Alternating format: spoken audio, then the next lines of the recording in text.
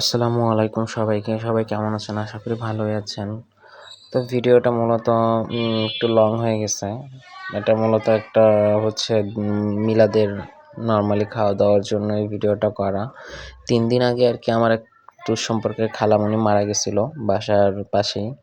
তো মামুন ভাই তার ছেলে। তো উনি মূলত রান্নাবান্না সবকিছু অ্যারেঞ্জমেন্ট উনি নিজেই করছেন। উনার ইচ্ছা ছিল উনি নিজেই সবকিছু করে খাওয়াবেন। মিলাদের অনুষ্ঠান ছিল প্রায় ২০০-২৫০ মানুষের অ্যারেঞ্জমেন্ট ছিল। তো সবাইকে দাওয়াত-টাওয়াত দেওয়া হয়েছিল মিলাদের জন্য। তো মিলাদের আগ দিয়ে আমরা রান্নাবান্না শুরু করেছিলাম আমি এবং হচ্ছে মামুন ভাই, জুবায়ের ভাই। জুবাই ভাই আর আমি ২ জনই নতুন রান্নাবান্না। মামুন ভাই মূলত সবকিছু বলে দিচ্ছিল, করছিল। যতটুকু আমি আর জুবায়ের ভাই হেল্প করেছি। আসলে মানুষ মারা গেলে তার স্মৃতিগুলোই রয়ে যায় সবসময়। স্মৃতিগুলো চোখের সামনে সবসময় ভাসে।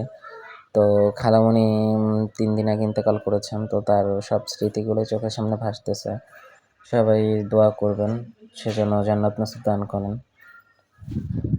৩ দিন আগে যখন মারা যায় সকালের দিকে ৮:৩০ দিকে মারা যায়, তো ওনাকে নিয়ে আমরা সরাসরি ঢাকায় হচ্ছে একটা জানাজা পড়াই সরাসরি চলে যাই নোয়াখালী ওনার গ্রামের বাড়িতে। তো নোয়াখালীতে যেয়ে ওনাকে ওখানে সন্ধ্যা হয়ে যায় যেতে। ওখানে যেয়ে ওনাকে দাফন করে টরে আমরা আবার রাতেই ব্যাক করি। তো রাতে ব্যাক করার পর আমরা ডিসিশন নেই যে কবে খাওয়ানো যায়। তো গতকালকে শুক্রবার যেহেতু ছিল, তো ভাবলাম শুক্রবার জুমার নামাজের পরেই আয়োজনটা করা হোক। তো এই তো গরুর মাংসের বিরিয়ানি মূলত করা হয়েছিল সবার জন্য। তো এই তো রান্নাবান্না চলতেছে, এইদিকে আমরা হচ্ছে সব কিছু হেল্প করে আসলে সব কিছু যেমন তেমন মনটা খারাপ লেগেই যায়। যেহেতু উনিও অনেকদিন অসুস্থ ছিল, প্রায় ৩-৪ মাস। তো তাকে হচ্ছে আমি রক্ত দিয়েছিলাম, কিন্তু তারপরেও খারাপ লাগে এই জিনিসটা যে রক্ত দেওয়ার পরও মানুষটা আমাদের ছেড়ে চলে গেল।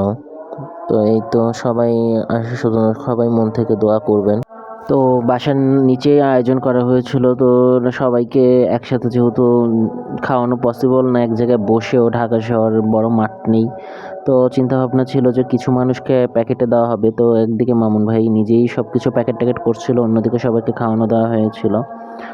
তো সবাই দেখবেন, আশা করি যদি ভালো লাগে অবশ্যই লাইক কমেন্ট করবেন আর দোয়া করবেন। ভালো থাকবেন সবাই, আল্লাহ হাফেজ।